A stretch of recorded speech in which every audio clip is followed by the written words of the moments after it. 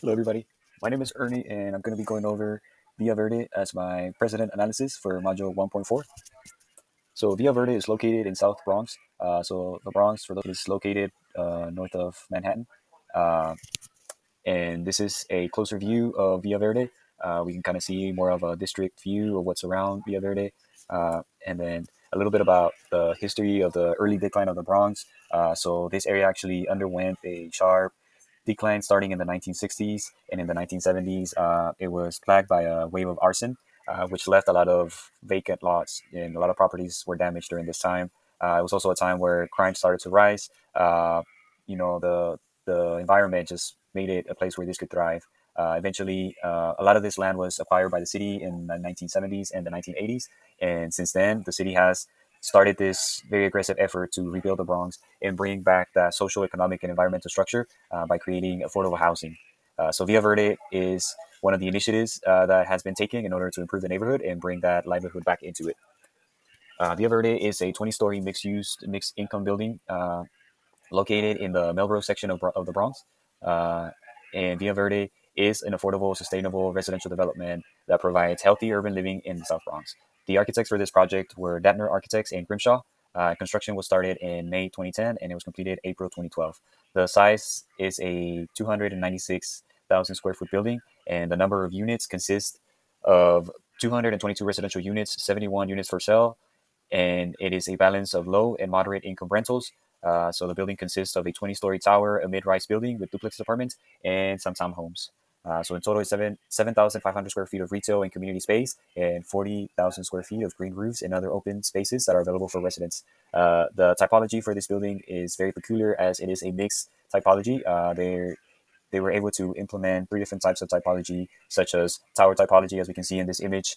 On the side of the building, we have that block typology, and then behind it, we have some of that townhome um, row house typology. So moving on, here we have our site plan. We can see that this has a triangular shape. We see that how the typologies are used throughout the building. Here we have that tower typology, and we have that perimeter block on this side, as well as a row house. That townhouse typology as well. We have a lot of space of green spaces. We have this courtyard space right here, and here we have an isometric view of the building. This diagram kind of shows us the different types of typologies used. So as mentioned, here's a tower apartment typology.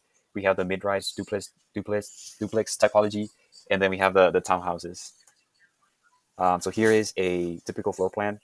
We can kind of see how the units start to change as we go from one typology to the other. In the tower typology, we have that donut shaped circulation. And then as we go into the perimeter block typology with those mid-rise duplexes, we kind of see how that's starting to change. And then as we go into the townhomes, we see that changing as well. So this kind of shows us a difference in floor plans and how these different typologies are distributed throughout a typical floor plan.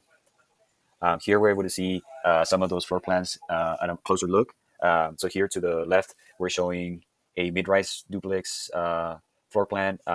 We can kind of see how that was integrated into the floor plan in a very interesting way. And we also have these very spacious spaces that are actually very efficient. And while they are small, they feel like there's quite a bit of space in them. And then to the right, we have the garden townhome floor plan. So this is a three-story unit with a cellar floor level, and we can kind of see how they use the space. Again, very efficient floor plan, but we get the feeling that it's very well laid out and that there's quite a bit of room. And then on the cellar floor level, we also see that there's a bit of a backyard in the back, which kind of allows some of that natural light to come in. Here we have a typical tower floor plan. So we kind of see that donut circulation happening. Here we have more of a apartment, typical apartments that you would see in a tower building.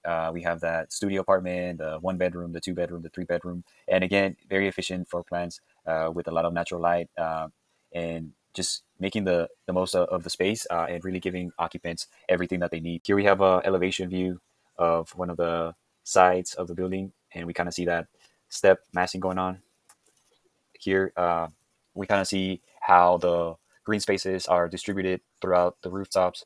We kind of see how they implemented a lot of greenery in the building just to be able to provide a better experience for their occupants.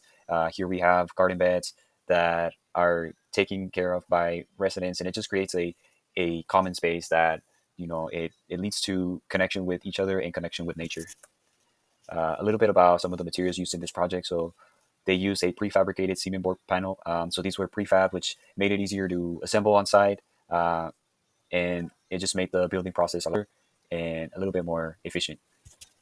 Some of the key ideas and lessons that I got from this project is that it just gave me a better insight as to what type of massing, typology, circulation, and amenities were ideal for a low-cost mixed-use building. While this is a building in New York City, we do see the use of a lot of green spaces. We do see a lot of vertical circulation, whereas they didn't want to use elevators everywhere. They implemented stairs to encourage people to be more active and kind of create that culture of being active and being more connected to nature and the outdoors. So I was able to understand the type of typologies that can be incorporated. This project uses tower, perimeter block, and row house typology, making it a hybrid. And I did not know that you could do this. I didn't know this was doable, but it excites me to see how incorporating these typologies into one project can create a better environment for occupants. The use of rooftop gardens can create a amenity that is good for the environment and for its occupants, as it fosters a common space where they can connect with each other in nature. And then the use of prefab rain screens systems makes it easier to install on site and yields for a better control quality, as well as being better for the environment. The effects of such building can have on its occupants are definitely significant, but the effect that it can have on the community as a whole is also something that we need to be considering as we are designing this project, as it can really help to restore neighborhoods and bring some of those crime rates down and just have people live and have a better quality of life overall.